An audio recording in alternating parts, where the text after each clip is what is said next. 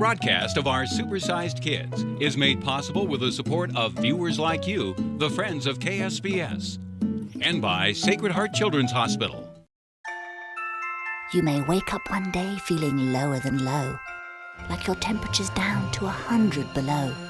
You'll need the best doctors and nurses if you're to get strong, and a place to get better so you can move on. Better, yes, better is all you should be, and this place is one great big get better machine. Sacred Heart Children's Hospital. World-class healthcare, just for kids.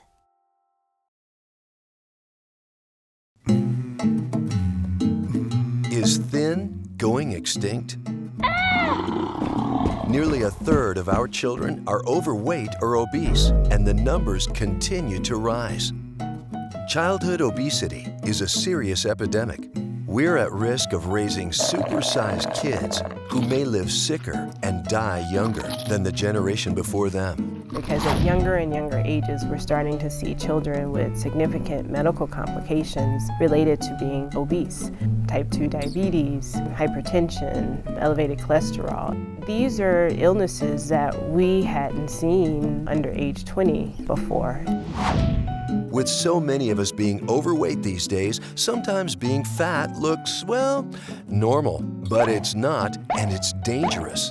An overweight child usually grows up to be an obese adult. We're in the midst of an epidemic of obesity in this country between fast foods and greasy foods and sugary drinks. If we don't change what we do, we will be a society of obese people. I don't think anybody wants that.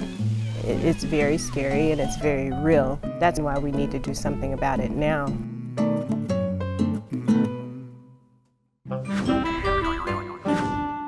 Is it baby fat or what?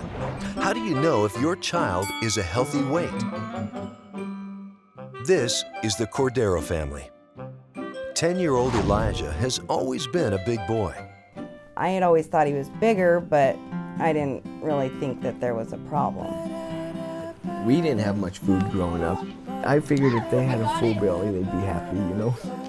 I guess I always thought he was big boned. I just thought, you know, he's eating every meal. It's good. Here's his growth chart. You can see how his A doctor's visit told a different story. Elijah's body mass index, or BMI, showed his weight was growing faster than his height. A BMI is a simple height-to-weight ratio that provides a useful snapshot of whether a child is overweight for his or her age. I was shocked. I guess I just didn't realize, you know, what we were doing to him. A BMI above the 85th percentile indicates a child is overweight. It means the child weighs more than 85% of their peers. Above 95% means the child is obese. The borderline diabetes is what scared me the most. And I just thought, you know, I don't want him to have to give himself shots every day and watch what he eats every, you know, I mean, you can't go back. Can't fix it. The Corderos are not alone. Most parents don't realize their child is overweight or how serious it is. Sometimes the chubby kid may not stand out in our overweight society.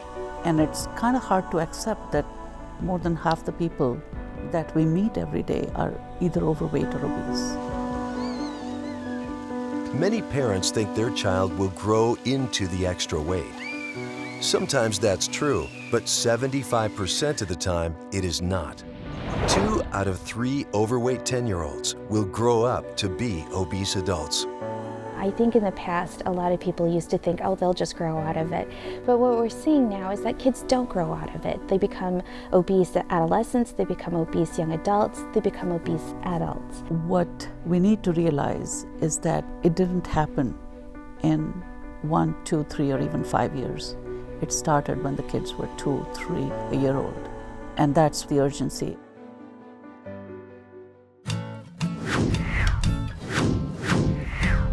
Did you know our genes are not our destiny? 9-year-old Anna Oda loves guinea pigs and doing crafts with her mom. But life hasn't always been so happy. 2 years ago, Anna was very upset about her weight. She would come home and cry because kids would call her fat. Not only that, though, this little girl told Anna that she was too heavy to sit on Santa's lap. And you actually have several. A visit to the doctor confirmed her fears. Anna was overweight and a borderline diabetic. Her dad has diabetes, her grandpa has diabetes, and my mom has diabetes. And I was really worried because, I mean, if Anna's that big at that age, how much bigger is she going to get? How many more health problems is she going to have? All right. So Anna, go ahead and step up on this. Anna was lucky because they caught her weight problem early while she was still growing.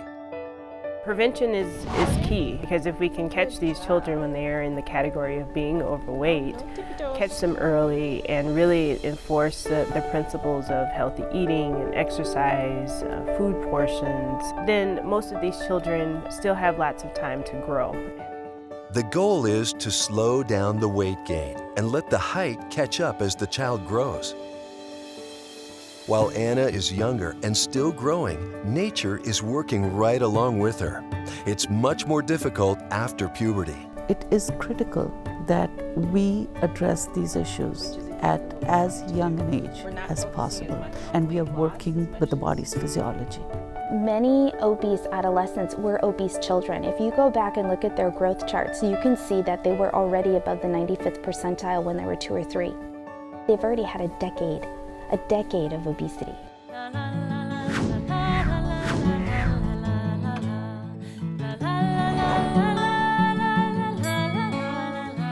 Yesenia Torres is a single mother of 5. She knows that her Latino heritage puts her family at greater risk for obesity and its associated problems. Sure, a lot of people from our culture is overweight because we eat too much.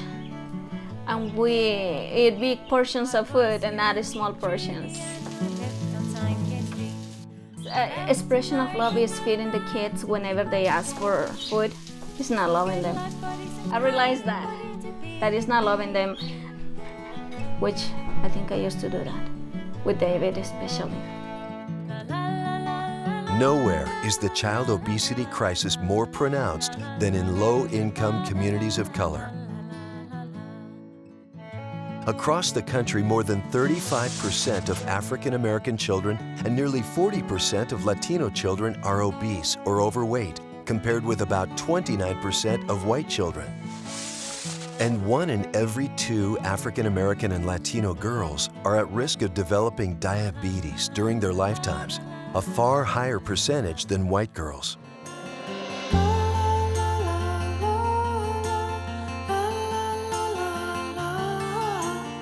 Yesenia's oldest daughter, Natalie, is one of those statistics. She was diagnosed with diabetes at age 15. I felt like there was something wrong with my body. I already knew since I was like 12 or 13 because of all the headaches and how I always was feeling. Because when my blood sugar goes down, my legs get shaky, I can't pick up anything, and it gets really hot, and it's really bad.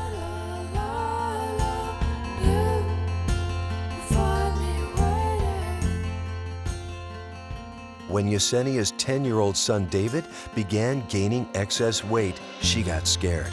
My son David was overweight. He was close to the obese line. She did a cholesterol test. It was high. His blood sugar, he was on the borderline for diabetic, and that's what it concerned me more. So I already have a daughter with diabetes, so I didn't want David to get to that point. It's very hard to accept the fact that our children are overweight, because where do the children get the food from? They're getting it from us. Where are they learning their habits from? They're learning it from us. So it is emotional to think, gosh, my habits and my lifestyle has caused my child to have health issues, and that's hard to accept. I felt really bad that I didn't know what I was doing wrong with David. So I wanted to find out more. What else can I do to be better, to feed David better, so he wasn't overweight.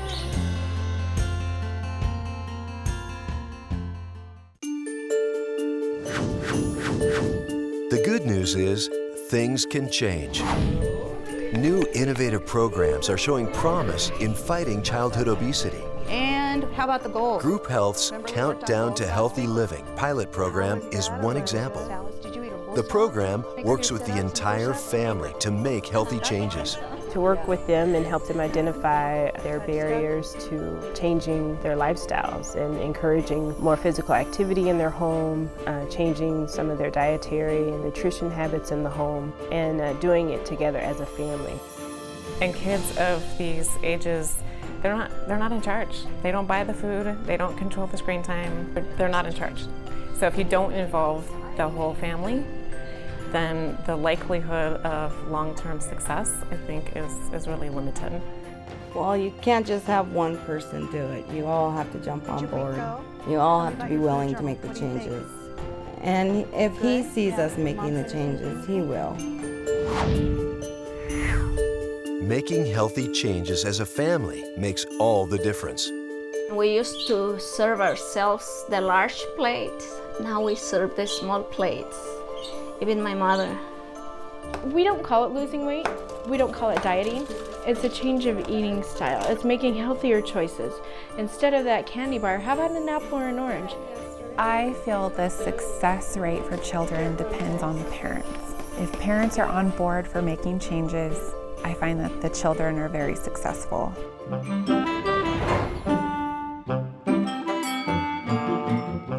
This is 12-year-old Caleb Helm. He loves playing sports, scouting, and playing music. Today, Caleb looks and feels great, but it wasn't always that way. He was about 8 that he started to get kind of a little poochy belly on him. I figured, oh, he's just probably gonna have a growth spurt really soon. Caleb did not grow out of it. By age 10, kids at school were teasing him and calling him fat. He was a 10-year-old kid with weight of a 13-year-old kid. It was kind of off the charts. Caleb's mom was also an overweight child. She knows firsthand what it can do to your self-esteem. I really felt isolated, felt like I couldn't do some things because I was conscious about my body. Psychosocial and emotional factors associated with a child being overweight are just as significant as the medical complications, actually. Most of these children do have low self-esteem. They have problems with being bullied at school and being teased, which causes some of them to be introverts, and it can be very devastating to them as individuals. Every day he asks, does it look like I'm losing weight? Every day he asks. And, so I know he cares about it. I guess no peer support because they don't maybe have a lot of friends, and so what makes them feel good is to eat food. So it's kind of a vicious circle. Did you know small changes can make a big difference in your health? We used to eat out all the time. Breakfast, lunch, dinner. Oh, hey, let's go get ice cream, Got rid of the pop. That was the first thing. Pop was the main thing. We would case a pop a day easy. Eating out, the McDonald's every morning. 3 sausage McMuffins on his way to school. 5. He'd eat 5 easy. I used to just be happy that they ate breakfast. I wouldn't care what they ate for breakfast as long as it was a breakfast. So a plate of nachos was perfectly acceptable as long as he was eating. Come home after school and grab some chips and a pop. Sit down and watch TV on the couch. So I brought 5 pounds of fat, and I want everybody to touch it, to look at it. I'm gonna pass it around the table. Those days are long gone. The Countdown for Healthy Living classes were a real eye-opener. That's when I got more scared about what we were eating. I saw the junk. I went home that night after the first group meeting, and I cleared my whole kitchen out. By the time we were done, we had 2 garbage bag fulls. So this one is a hamburger. It's 410 calories. I find most of it is people are just not educated in how to be healthy, that they haven't had the information on how to provide a healthy lifestyle for themselves or for families. Keeping a food journal is a great way to get started. Once you started seeing though on paper and written down what you were doing and feeding them, it started kicking in. They would have us journal plus measure out all the food intake that he was eating down to calories and portions. Ounces on the peanut butter that you put on the sandwich and the slice of bread. And once you start writing it all down, it's just amazing how much you're putting in your mouth. It taught us a lot we didn't even know we were doing. Not just to him, to ourselves, you know.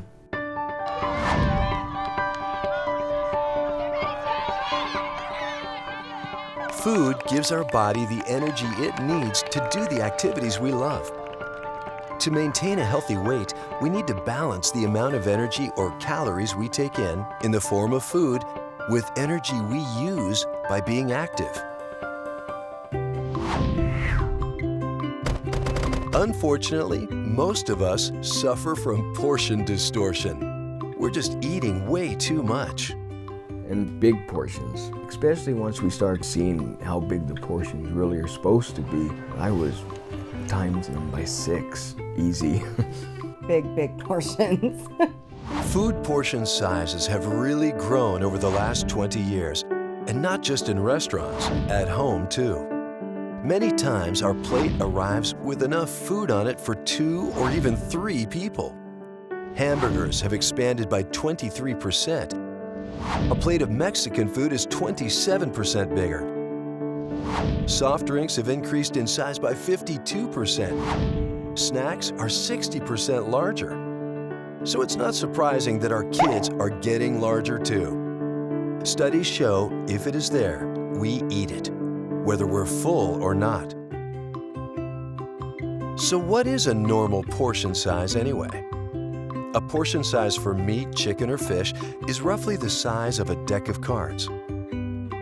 For potatoes, rice, or pasta, it's roughly the size of the palm of your hand or 1 cup. Vegetables, however, are pretty much all you can eat.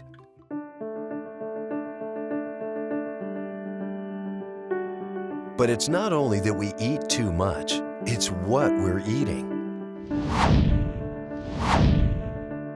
And they had all these different displays. Just the fat content in the meat and the sugar and sodas and how much oil was in each snack. And you can see it and feel it. You could touch it and want to wring our bodies out. Today, 23% of our grocery dollars goes towards processed packaged foods. That has more than doubled in the last 20 years. It's fast, easy, and inexpensive, but it comes at a price. Most processed packaged foods are full of added sugars, fats, and salt. It was so scary, really scary. I was like, oh my God, I'm feeding my kids that? But equally troubling is what has been removed from our food. Processed foods are often stripped of nutrients and fiber designed by nature to protect your body and keep you healthy. 13. Okay, there was 13 teaspoons in this bottle. What kids are drinking is also part of the problem. Most kids consume over 100 pounds of sugar a year, much of it in sugary drinks and soda. An enormous amount of sugar. Yeah, and they show it in granulated, right. So you actually can see how much sugar you're putting in your body.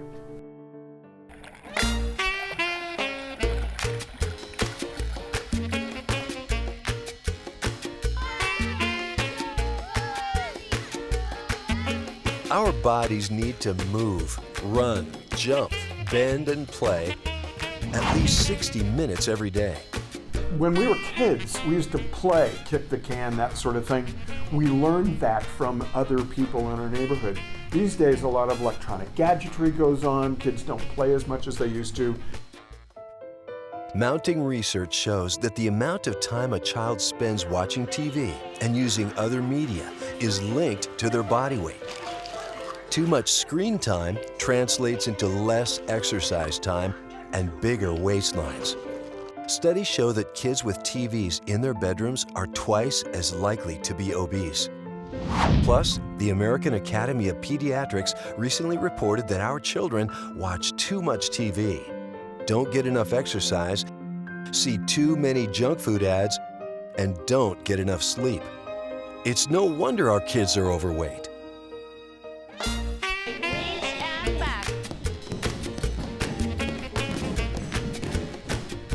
Moving more as a family is key. But it's not necessarily about getting a health club membership or joining a sports team. We focused on physical activity as a family. So whether that meant walking in the park or doing jazzercise in your home, what we wanted was the family as a unit to just move more. We discovered that it was important to have the parents involved. We didn't for the first session. The parents didn't do the physical activity with us, and we discovered that if we re-taught them how to play, allowed them to be silly with their kids, allowed the kids to see the parents being silly and know that they could do that and would do that, that seemed to break down a lot of barriers and get them more active in the time that they weren't here with us. Role modeling is key. As a parent, you have to be willing to participate and model the behavior that you want your child to pick up.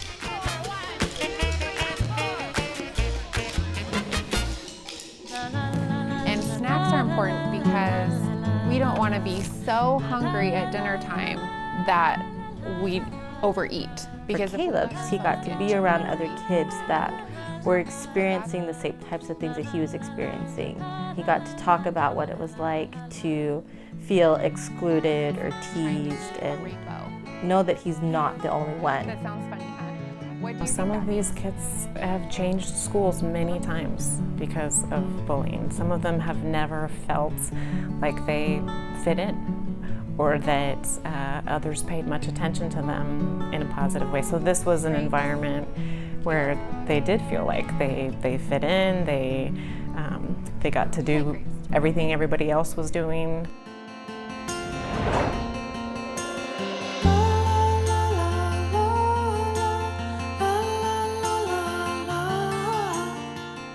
At 15, Michelle James was overweight.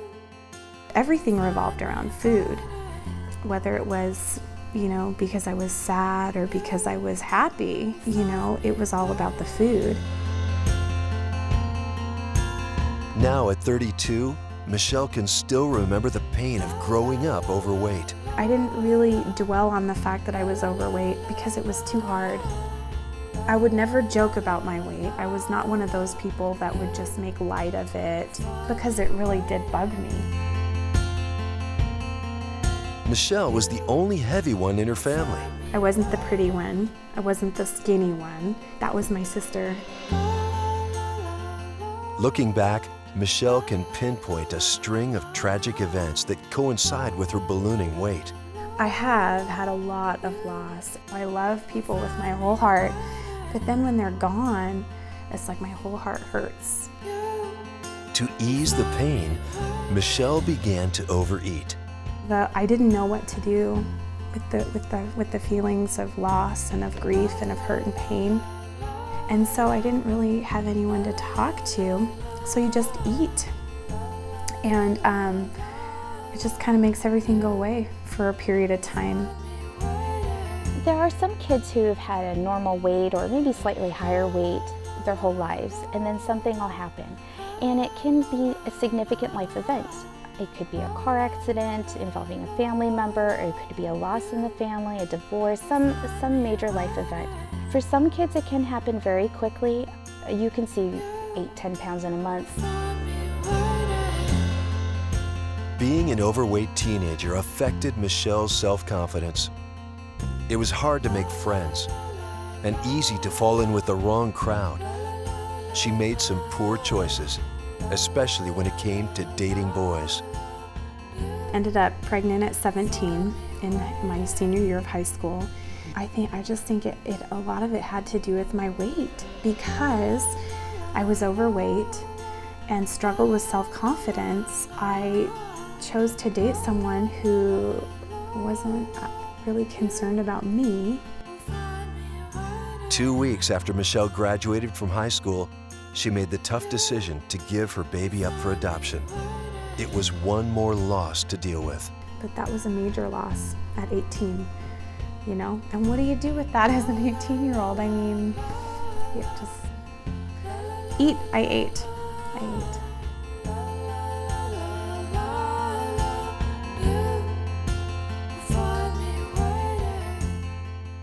Elmo's off to school. Where's Elmo's bed? There. 3 years ago, Michelle had had enough.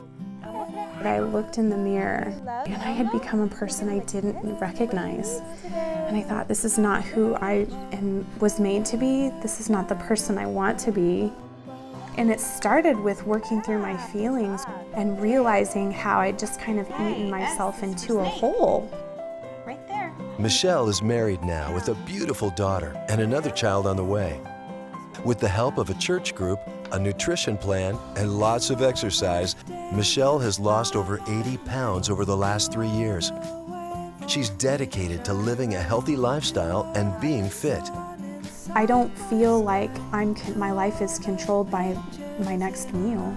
That there's a freedom in being able to say no to certain foods, and there's a freedom that comes in being able to go out and run a mile. That's freeing, to feel like your body works the way it was created to work. It's freedom.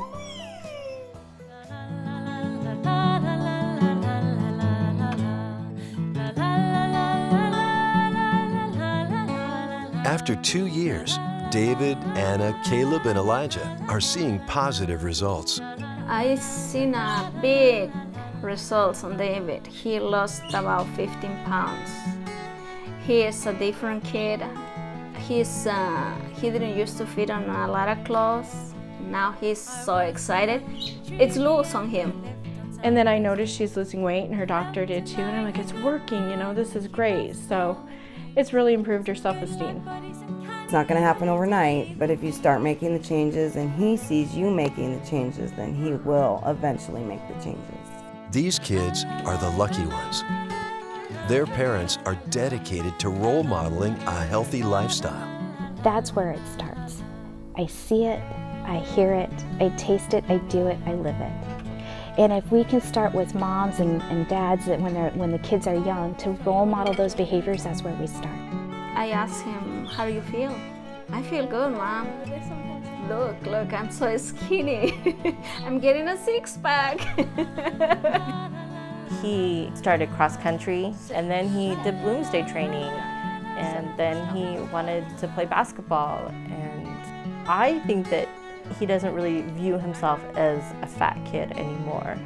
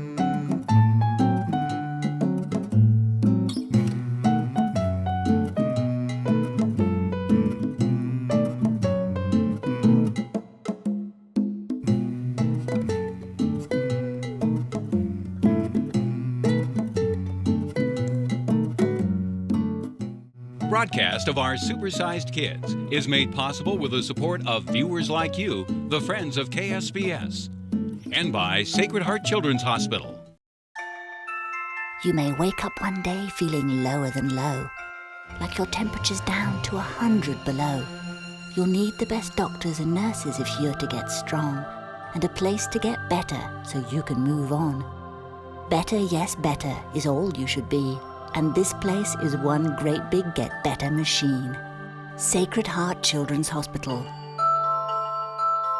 World-class healthcare, just for kids.